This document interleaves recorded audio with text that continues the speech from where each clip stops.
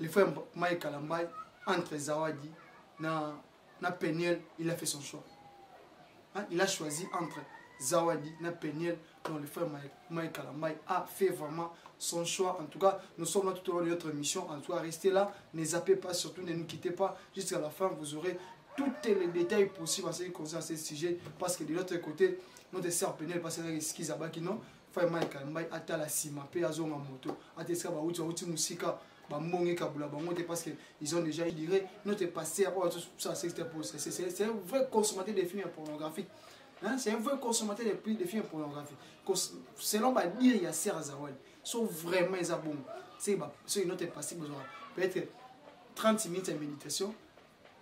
3 heures de film pornographique pour commettre des actes.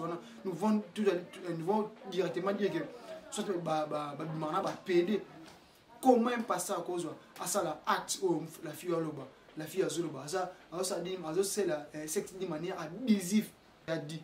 Surtout, autant on peut aussi une esquisse, tant on sert aux aides, vous avez esquisse. Est-ce que Zémi le mot tu es à cap? Pour bailler comme une Zémi. Bah, passe à nous que si tu es à cap. Albio Zémi, comme une Zémi, Zémi va passer à Mike. Tant que c'est une esquisse, Zémi le mot, tu es à cap. Tant où, on a besoin de peigner l'influencer, c'est ce est-ce que Banzila n'a pas gagné tous les agas? Est-ce que tant on passe à 5 esquisses, est-ce que on a soutenu à Sanzaki pour habiter aux matin à Sanzaki? Notre frère Lodi, ça va pas mourir aux allées, pourquoi rentrer en ce que j'avais vomi? Donc, on était maman bec et bien, tout ça, que pasteur au nion sope, balanom, t'es ma vie normal, parce que moi qui est passé à Balaki à divorcer. Les lois paient, mon pénis, j'ai raison, mon pénis, j'ai pas mal au baroloba. Juste de toba, j'étais mon pénis, ça dit, ça m'a passé, ça qui bouge, ça qui bouge. Tu vas n'y sur le baki et le bamaki à l'encontre, tu vas n'y sur le colba. Na vie à mon angania, moi si, les lois de moi peut-être, à n'y pas raison, peut-être infidélité, puis à mon bali, et ça l'y était, hein, à Zabi, tu peux me témer les marques, comme une erreur. Tellement m'en est aussi mbaté. Tellement battu, n'est pas commis, hein. Comment on va pas si haut, tu mets encore à l'état présent. Non. Là où tu dois savoir, ça veut dire que ça là, peut-être, tout bani. Tant que ça va misser profane, malheureux. Les misser profanes vont bien à MM ou pas. À béni l'église des réveils, il faut pas qu'un mais tant que si l'église en Zambie, aussi ça on valait. Mais vous pèsez là-bas, tu vas profane, malheureux. Vous pèsez, tu vas battre malheureux. Pour n'y pas acte beaucoup pour pas qu'il a des beaux pour pas qui réveille ah papa il dit na balle ouais na balle paix à ton âme papa il dit na balle papa il dit na balle aujourd'hui notre église c'est un modèle hein passer quoi battre base hein passer va faire rêver à mission année 2000 ah église les lois ah il doit même toi tu veux moi pasteur mais le comment ba daddy le comment ba daddy bonimoka daddy Paille, daddy, ndebo mimoka babi n'appeler personne papa, vous avez un seul père qui est dans les cieux. Daddy. Il comme il va passer on ko bien kala. Bolele ça. Bonjour, bienvenue sur notre chaîne Mami Ndongala TV.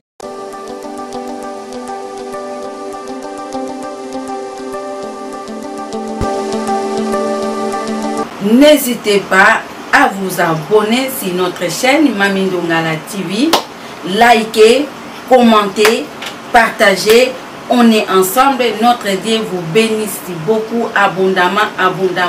Je vous aime beaucoup de tout mon cœur. Je suis votre sœur, votre maman, Mami Ndongala. Bienvenue encore une fois à la chaîne Mami Ndongala Télévision. Joël Mapinga les racheter, votre humble serviteur. Encore une fois, nous sommes venus pour vous informer, vous divertir, vous former. C'est ça notre mission régalée. Nourriture favorable temps et longo donc tu peux ça de bloc lire temps et bon en tout cas la notice que nous vous donnons c'est rien que de vous informer, de vous former et vous éduquer. C'est ça on t'aime. Encore une fois, j'aimerais dire un très grand merci à la patronne, notre patronne, elle c'est Mami Ndongala Télévision, à qui nous disons chapeau maman Nzambe Abaxio sur Mikolo. Mingi ya koleka pourquoi pas à la partenaire numéro 1, il y a Mami Ndongala Télévision qui n'est rien d'autre que maman Nabiso Marie Alandou, mère à Jonathan, il y a papa Nabiso Max, mon père de tous les jours en tout cas. Nous vous saluons sans oublier notre sponsor numéro 1, Lui, c'est number one. Lui, c'est le cœur de la maman. Il s'appelle Papa Ndongala Garcia Malongo. Père Babeni, Père Gloria, Père Shadrach, Père Giovanni. En tout cas, c'est ce que j'ai mis bien. Encore une fois, nous sommes venus pour vous porter l'information en ce qui concerne l'église aujourd'hui. En tout cas, nous en avons marre. En tout cas, assez de qui m'a moins mis l'église. Il fallait au moins tout qui part en pénaté. Il faut que tout le monde de lui nous de la nourriture convenable. Au terme convenable, en tout cas, nous sommes venus vous parler en ce qui concerne notre frère Mike Kalambay et c'est comme notre frère Kalambay na Sera Zawadi NT ou intitulé Liboso Simate. Matumbo litina banzemo, on ne sait pas to benga en tout cas nini église nzambe le côté polémique. En tout cas, nous sommes là pour vous donner des éclaircissements. En tout cas, notre thème en Mkwalelo ce n'est d'autre que le frère Mike Kalambay entre Zawadi na Peniel, il a fait son choix.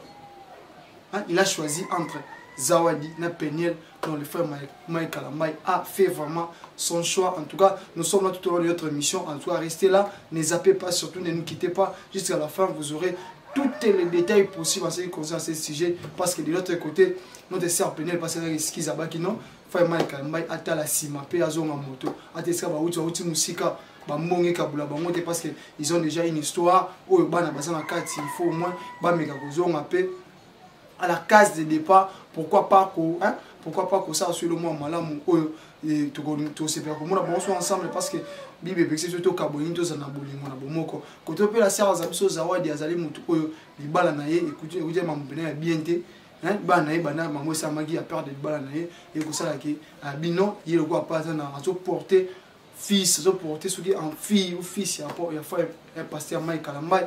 En tout cas, c'est en tout cas, je vais vous dire que la sœur Zawadi a bien été à tout seigneur, tout honneur, avec aussi un boulimbisi et pas à pasteur Mike Kalambay, avec aussi un boulimbisabi, pasteur a excusé, il fallait pas rien comme la niveau mais vie, ma monnaie qui est rapide, n'a pas compris, soit ça qui piquait dans mon chenille, ou ça qui était à comment, na niveau où il comme il est en tout cas, il était question pour lui, il y a que gérant à l'amiable entre vous deux, il va être yobo ou exactement rapide, et on s'est dit que ah mais maman internet. Et aujourd'hui, nous sommes venus vous présenter les excuses de la sœur Zawadi ou à enseigner Pena Bolimbi Sabi était le pasteur Mike Kalambay.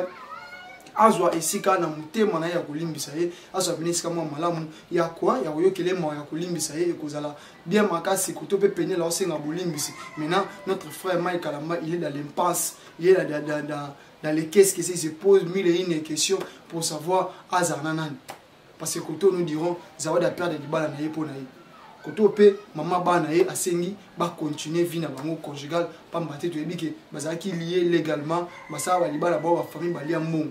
Mais aujourd'hui, bah il faut se trouver que bah soit ensemble d'été, na mambo ça mi côté au tout le monde qui côté bah ok bena un tout le baga un parce que côté la serre tabana sex step il y a la serre na biso notre serre Peniel mon Peña et bimaki et par après les sex step sous il y a frère Mike Kalambay bimi autobité terme souvent na bonne ba za ba maléré pour papa la bango papa à mon internet c'est moi mon internet en tout cas les informations qui tourent pour surtout pour na bana oyo ba kobota malobi ba bazé kobota maso mon non maman papa la bango les ali éducation ya malamu te na kawana. En tout cas je vous invite en tout cas ya ko zana biso elongo pas maté Zawadi pe koto alobino Mike Kalambay limbisaye elle est prête que ba ça la sous chemin ensemble chemin faisant parce que Mike Kalambay a des enfants lui aussi a des enfants. Pourquoi pas continuer parce que Bakary n'a déjà commis en jeu les 20 tirés, il faut les boire.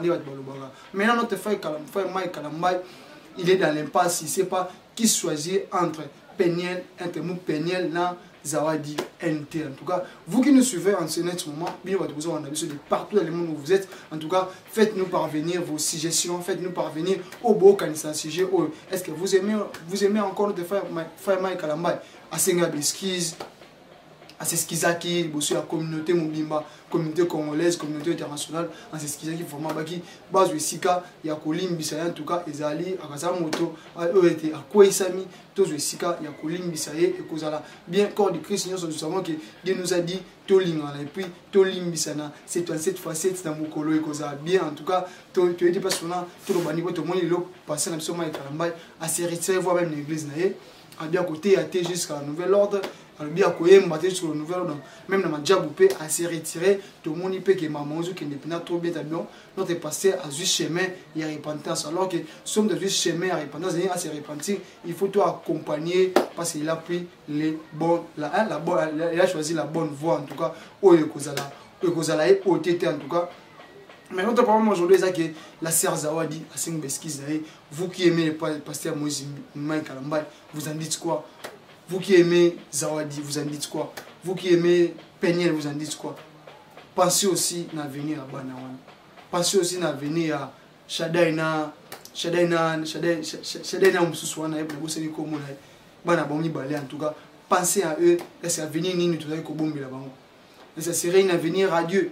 Ce serait un avenir désolant, ça serait un avenir où il faut déplaire là-bas. En tout cas, faisons un effort, il y a place où on a tout mes capena, qu'on a au bon rendez-vous, qu'on a au parfum de tout, pas battre ses enfants, baza simple et innocent, ba kuté na makambo, ba papa na bango, baza babi, so ba papa bali manga, mi na ba mondi okanga, mi na ba na te, nde e okanga. En tout cas, place où on a Peuple de Dieu, le quoi notre pasteur Mike Kalambai, il a reconnu il faut avouer et à moitié pardonner. Vous qui êtes en Europe, vous apprenez à biso maramba été soyez muta ndimi erreur naé aza à moitié pardonner, somme ta confesser quoi sali la erreur on est à moitié pardonner. En tout cas, je vous invite ya ko yamba ngo to éviter ce qui est pour nous tout ça non ma bé tout ça non ma bé après de aussi comme esquisse tu pour nous lingara tu as to commettre non ba délit to commettre non ravage mo boy après de aussi comme esquisse. En tout cas, et ça qui to coming était place wana to me un peu hein to me un peu ko tient un peu l'eau dans le vent, to me un peu ko tient un peu d'eau dans le vent, to me un peu ko doser to hein to me un peu ko doser to tient moi na moto wani kufa to pesa moto tina so parce que il s'agit bel et bien des serviteurs de Dieu, il s'agit bel et bien des serviteurs de Dieu qualifiés en tout cas au baso mérité bon probation na biso ba mérité ba honneur ba mérité qu'on a sanctifié même la prière nous dit notre Père qui est au ciel, que ton nom soit sanctifié. Donc, le nom du Père se sanctifie. Je me mets à la place des croyants, des fidèles, il y a l'église dans ta présence. Je me mets à la place, il y a bateau, ils vont passer à Mike Kalambai comme étant leur Père spirituel. Je me mets à leur place, combien ils vont souffrir. Combien ils vont souffrir. Les loyaux, la servir, après tout ce que tu as dit. Surtout, autant on peut aussi avoir des esquisses. Tant on sert aux autres, vous avez des esquisses. Est-ce que Zémi le mot tu es à quoi? Pour avoir, il y a comme une Zémi. Pas ça, non, que si tu es à quoi? Albiose na comme na zemi zema passer Mike tant so sing beskizwa zemi longwe to zemi zaka tangu ba mwana biso mo penya l'influencer c'est singi bazo on a Mike Kalambai. Est-ce que banzila na ya kangi to ezaka? Est-ce que tant passer à sing beskize est-ce que a ozo ma soutenir o sanzaki pour ba bito zo matena o to sanzaki hein notre frère lodi ça papa mo isko zali abi pourquoi rentrer en ce que j'avais vomi. Tout le monde était maman beke bien tout parce que pasteur union so pe ba non te ba vie normal parce que moi qui passer à balaki a divorcé les le pe mo pe na zui raison mo pe na zui pe maloba roloba juste de ba qui mo pe na za dinto za ma pasteur za ki bo to ba union so que le ba ki le ba ma ki à l'encontre là to ba ki union so ko na vie à mon ngani ya moi si les lobes to moi peut-être a ni pe na raison peut-être infidélité pe à mobali et ça li été hein azo qui pour mu pe mu temele mbaka. Je sais moi misa mba mutema pe lembarasser lembi amangi akoma tina suka te habiter na suka ka awa parce que déjà on a moni c'est des trop et aujourd'hui to moni ba binyo se bomba maka et bimaka na poisa et lo nzambe abimisi amuna poisa et lo nzambe exposé nenge prophétie à passer sur Roland dans le baki abi était Mike Kalambai oya na moni oya moni ezana nu débit o mususu koya pa moni za no bandeli pas ces gens bosseux koya pas matin ça balinga qui a discipliné entre bango balé et les frères n'avaient pas entendu, les frères n'avaient pas voulu. Voilà pourquoi nous avons exposé à bien où est ça maïsa pour bien je sais pas si la technique a repris sa vidéo si il est possible de nous la vidéo comme ça nous allons continuer batubayo kapnini o pasteur Roland Dalo à lobby natina tozwa ya ezalaki prophétie ya pasteur Roland Dalo au lobby natina likamuya pasteur Mike Kalambai. Et puis on a dit pourquoi pas après pasteur Roi de l'eau fala salamata entre Bami Balé. Bon, il a précisé c'est Dieu qui lui a imposé à Kosalango aussi et au vie de tout le monde en tout cas aux Ezali. Tout s'incliner pour tout l'andango qui nous a souga tout s'incliner pour tout comme qui nous a souga pour comme on a tout contredire la banzane de l'incident de l'Éternel tout qui contredire en moté Israël bongo pour toujours en tout cas tu es kokoba et dans ngambu ya ne wamso zawa lobini abina watine so balimbi c'est qu'il fait là on comprend pas en fait elle fait du buzz on n'a parlé à solo on a ça c'est toi le album né succès on ne comprend pas c'est qu'il est en train de faire. Elle cherche les baies, la baise, je sais pas. Azoluka ni ngona zawadi. Est-ce que maman nzanze ngona ngona baise? Maman nzanze mezaka ya mulimu ezaka ya musulité, maman nzanze mezaka ya saint esprit da kambo ezaka makambuté oyo. Te na luka na batu ba ye ba kombo langa. Non, te ye ba nzambe. Abi abi ngale na tomulaka. Abi l'élévation ne vient ni de l'Orient ni de l'Occident, mais l'élévation vient de Dieu. Donc ça là il est vraiment.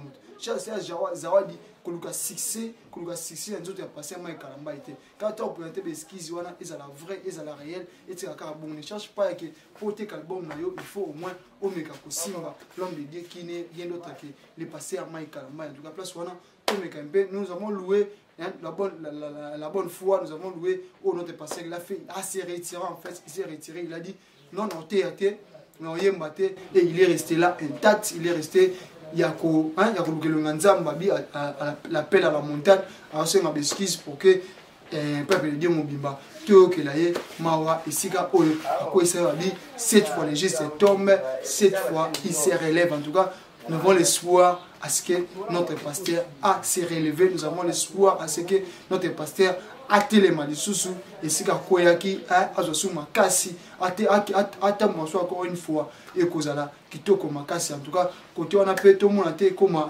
Penel qu'on a fait mais un peu doser pour comment ça là c'est comme si tu nuisais la personne il y a pasteur Oazali pasteur Mike Kalambai et nous allons jeter encore un petit coup d'œil un clin d'œil dans Ngambuya Madjabou pour dire qu'est-ce que Madjabou est devenu aujourd'hui tout le monde après juste événement où il y a eu une situation à la démission. Après juste quand on a pasteur Mike Kalambai après pasteur Mozimi ko dévoiler nyonso oyo ne ko leka wana du début tu vas commis en tout le monde dit nous sert sanga muisusu à renoncer premier batubé ba se retirer qu'est-ce qui se passe réellement est-ce que Zaki Koundé ba se ba monter pasteur Mike Kalambai na majabu les alliés marambo au passé Mozimi a dénoncé il y a un monde comme les lots entre ngana bino tout se poser question en tout cas to ko temps to le bilango à long et à large car on a 4 chaînes bino voilà pourquoi je vous prie de nous abonner s'abonner très massivement et kozala bien mingi ezaki to ko mingi ceux qui s'abonner très massivement au kozanga et loko yeto bi la nourriture favorable eux autant favorable en tout cas on est là pour vous la donner en tout cas beaucoup zangango du jour au lendemain on est là chaque jour pour vous donner ne fût-ce que la moindre information de l'air ne fût-ce que la moindre information oyo bokoki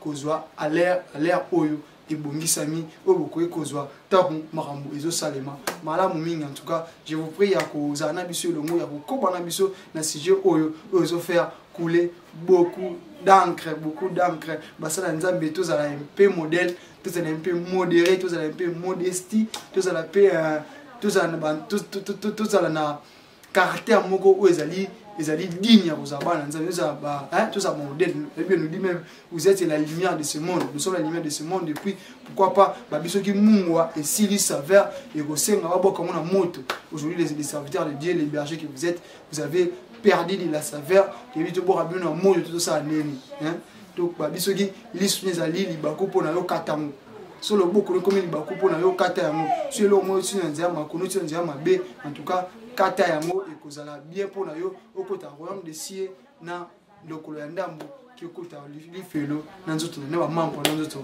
mobima en tout cas ba passer en nzambe glace wana to meka mpe ko bongi papi to komi wapi lone église alelo to komi wapi na église alelo est-ce que message batini va passer ba te abiso yango parce que mobutu ba mobutu la basi parce que ba mosa maramu mobutu donc je comprends pas en fait tout le bani parce que tout le bani tout bien ngoni en tout bien ngoni et ça nini ka komi ka nini après avoir commettre et puis dans ce cas bato na nyonso mzazangi mongo bala zati tout ça entre Michel Bakenda Mike Lambai Moïse Mbi Emekanu bili baza jenzita bana mi on bala ngata ba samona bala kete ba biso oh matsa bali non non mi on tu ya bali ke bato ba bali ke ba Mike bazo ba divorce ba bala te bien que carbone même si ça il faut dans Zambie qu'est-ce que nous dit vous ça quand même tout dans Zambie est-ce que d'abord demande Dieu ils sont là est-ce que baba est-ce que rola musanze misaka ko lia ba 10 minutes ba tout de grâce est-ce que rola musanze misaka ko mona mabe na kati bana et pas ba ninga pa na emote ba bina biso pa mona potser sur ninga car non poutre au mona poutre aux en lisu. Donc ce sont des choses où on nous met des échardes alors que c'est ce qu'ils nous disent là, c'est ce qu'ils ne font pas. Est-ce que tout ça na prophétie tant wasuka que dirons-nous alors dans la génération future? Que dirons-nous na bato baroya? Pour nous comme ça musanza makasi. Dila ngoza komeka mebite bike so tu mtina place bato bakwe bibile bazali. Mais il y a une différence entre kokwea na korume na kati liso. Ce que vous faites là, vous oumene vous ça nevi à masumbu, vous ça nevi ko wana nous passer au mécobiste. Et puis moi je dirais notre pasteur ça c'est un vrai consommateur de films pornographiques. Hein, c'est un vrai consommateur de films pornographiques. Selon ba dire il y a Serre Zawadi, sont vraiment ils bon. C'est notre pasteur besoin peut-être 30 minutes de méditation. 3 heures de film pornographique pour commettre acte. Nous vont directement dire que soit PD comment passer à cause à ça la acte la fille la fille azoloba ça dit c'est la sexe de manière abusive. Mais nous l'interdit à bi tout ça là hein tout ça là usage naturel du sexe non on a le contraire c'est notre frère a fait là. Nous vont dire que les pasteurs m'appellent pas PD. Nous vont dire que les pasteurs m'appellent pas PD parce que déjà que ça acte hein que ça acte par derrière. C'est écoutez pas pour mon balle ça c'est ça on peut déjà parce que nous avons déjà toute une liste de pasteurs homosexuels parce que tu as beau dire différents pasteurs tout à l'heure tu conseil pour le bilan maman il y a pasteurs homosexuels. Mais vous avez homo, vous avez en tout cas, tous à la MP, tous à la MP, passer tous tombe la flambeau, tombe la bénile pour moi, tous à la haute, tous à la haute, tout à la cime. Non, c'est pas bien. Ça honore pas, tout comme il y a pinamambo. Tout qui est en tout cas. Tu bête à c'était là, tu vas n'importe qui batte forte, tu batte forte, nel comme moumé, nel comme moumalouba, un qui sonne mozalici, bah bien perdre ta manche, Vladimir Damien alouba, n'engue tiu kovo tibéza alouba, et puis pourquoi pas Jansi Nani pavé là, n'engue alouba, go 21 moudimba, n'a pas si monde en tout cas, ce qui est bien en tout cas toko bomba ce qui n'est pas bien en tout cas toko démystifier en ils appellent bien ba prophète ba pasteur ba prophète surtout toyeba nini toko saté ba nini akotambola koza bien en tout cas tout ça modèle pour na peuple le même tal le ne ba peuple ba comme Iran tellement mneto simbate tellement ba tunde ba comme hein comment ba passer to me conseiller à l'état présent non là où tu dois que ça va saluer ko sangana là peut-être tout bani tant de robe ça va misser profane maloba l'autre les misser profane va bien à mm ou pas abi abengi l'église des réveils d'inzambi il faut pas kanga mais tant de aussi si église nzambi dinde aussi sont valeur donc bo pesi na ba to ba profane maloba bo pesi ba to ba ko baté maloba poni ba acte bo comment bo pas kela ni boza wapi ba ko ba na ki réveil ah papa il dit na balle ouais na balle paix à ton âme papa il dit na balle. Papa est na balle. Aujourd'hui notre église est un modèle. Passer base. Passer faire rêver à mission année 2000 ah église il doit même temps de pasteur. Mais le comment daddy. Le comment daddy bolimoka. Daddy. Daddy. Ndebo mimoka ba bina appeler personne papa, vous avez un seul père qui est dans les cieux. Daddy. Il est comme oui, on t'a passé on a bien kala. Bon les ça faut bien daddy, faut bien en paille. Daddy, passer là-bas, on a posé na prophétiser. Que dalle. Que dalle. On a un poste. Est-ce que la prophétie est comme un poste? Tu peux comment non? Si on a un poste, on a un poste, on a passé une nuit. Que ben ça bon. Oh, je sens moi la vie de prophétiser. Un jour comment? Je sens moi la vie de passer la nuit avec toi. Il y a tout le monde en tout cas. Oh, tout le monde. Bah pasteur, pour me un peu comme un fléau. Puis on continue. Et le pasteur Marcelo nous a promis qu'il y a des vidéos il y a pasteur Moïse oh, notre petite sœur. On est où là? On en est où? On en est où en tout cas? Koto, oh non, on en est où là? On en est où là? Est-ce que la guerre nous a qu'à être pastorale? Nous savons que vous en parlez, soit bien entre vous. Hein? Bon, bah, SCC, bah, RSC, nous sommes dans nos aranis. Tant beaucoup de la boîte à Masoloni. En tout cas, tout me fait un peu que ça la maramou autrement, tout me fait un peu que ça autrement et que ça a biso malamu mingi, que ça a pena qui tout comme ça c'est pas souvent tout ça pena mabapé. Pourquoi pas tout qu'on a en cabine? Pourquoi pas lobby plutôt tout mettre nous en beau, tout mettre nous en beau. Ah, notre pasteur fait des bons boulots. Pourquoi pas plutôt tout mettre nous en beau?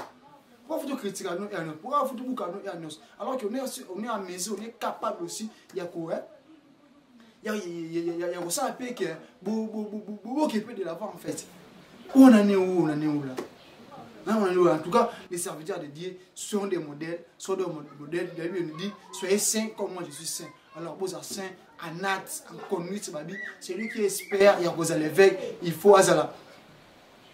Azala me demande un bon témoignage, rapide du Saint-Esprit, mari d'une seule femme, azala bonne conduite, mais vous, il y a des critères. S'il faut compter 10 pasteurs dans beaucoup, peut-être nous aurons des critères. Ce sont qui écoutent bandal, Mami Chiboul. Puis Mami Chiboul, Mikolo a zongi là, donc Torobé là, Mikolo en tout cas, je vous dis à bilingue au Canada, ça m'a mis la télévision, en tout cas, moi, Mami Nunga là, merci beaucoup pour l'espace, merci beaucoup pour la confiance, en tout cas, on est là pour les faire du bien. Mikolo, Mami Chiboul là, a zongi les réseaux sociaux, a zongi ma bille, à la tignon sur, hein, abonné notre pasteur pour abandonner en tout cas, Mami Chiboul, Mikolo, a zongi en forme, Babi Torobé là, on se fait un bandal, Mami Chiboul. Oh, ya pas foi, l'équipe belé. Oh, j'ai envie de faire l'amour. Oh, ya côté, donc, les autres en tout cas, nous ne sommes pas là pour transmettre des messages à mais nous sommes là pour vous éveiller. Pour vous éveiller, et puis pourquoi pas que nous ressemble autrement. Pourquoi pas que vous nous ressemble si vous faites cela n'est pas bien. En tout cas, notre pasteur Mike. Serre, supplier, pardon maintenant. Mais moi, mon combat, parce que comme mi balé, nous ne savons pas choisir dans nos titres. Péné la vie, Azou Mbalaye, Zawadi Pédibane, Koufali Mike Fabalaye, entre Mike na Péniel, entre Zawadi na Péniel, parce que Mike fait votre choix pour que si on a besoin de mal résister, parce que Yomo Luka Kiamo, Yomo Sawabi, Djambali Misaki Soumou, mais conséquence et la narabiso. Aujourd'hui, la sœur Zawadi a dit, elle est enceinte. Donc la sœur Zawadi Aza na Mukumba déjà habité déjà 2 mois. Mukona moi il faut passer Mike au même charge là. Côté que c'est peine la vie, Libala na carasser Libala na Mbale son Mbala. Qui dit vrai, qui dit mieux alors. On est là toujours en tout cas, to le maté, na ko télémé to mabe to le maté ko ba to mamwe simba to le maté hein ko boka satan de ici ka o mamwe simba en tout cas, tu veux to lançango na ka même na semaine na fait fond en Amérique et au côté ka ta bouti ba radar bouti ba nini mais nous on est là na ba câble na biso ba mystique to passage ka to côté pona ko hein ko porter nous toujours information, on est là. Nous sommes là pour vous accompagner en tout cas. Babouino, ça m'a mis dans la télévision. Tout le vabino tellement tout ça nous la famille en tout cas. Famille aux inébranlable, famille aux la force, famille aux nous aussi marco cabulaté parce que c'est une famille déjà solide, c'est une famille vraiment solide, c'est une famille où les a vraiment à venir, ça promet. Bon côté, nous on est bon en tout cas. Je suis là pour vous porter en tout cas les nouvelles. N'hésitez pas de rester branchés, scotchés, de rester fidèles à Cathy. Il y a Mamie Nunga à la télévision. Merci beaucoup à celui qu'on appelle Gianni, les rachetés depuis l'Allemagne en tout cas. Merci beaucoup. Et ce que vous avez mis, mais ce que vous avez mis à Cathy, il y a un mot carrément pour voir notre papi, voit moi. En tout cas, famille bancaire, mon bimba. Je vois qu'on a famille bancaire, pourquoi pas, hein, maman nous c'est nous pourquoi pas Timbal Varo Mourata, pourquoi pas Nzuzi Kisema, maman Bisso Afonsine, pourquoi pas hein, pourquoi pas maman Bisso Bisso Kundi Mada, pourquoi pas notre maman c'est ici dans Fosse, on va ce joueur Fernand en tout cas. on est là pour vous venez par exemple pour la biso, pourquoi pas pour venir aussi à biso pour l'amour et que ça là toujours bien famille bon qui nous vous aimons nakata le tribunal écrivez-nous vos suggestions, vos commentaires, vos critiques, nous serons là pour améliorer, pour nous servir. En tout cas, Joël Mapping, allez racheter tout le bras. Petit poisson devenir grand pour vous que Dieu lui prête vie. Ciao, tout continue.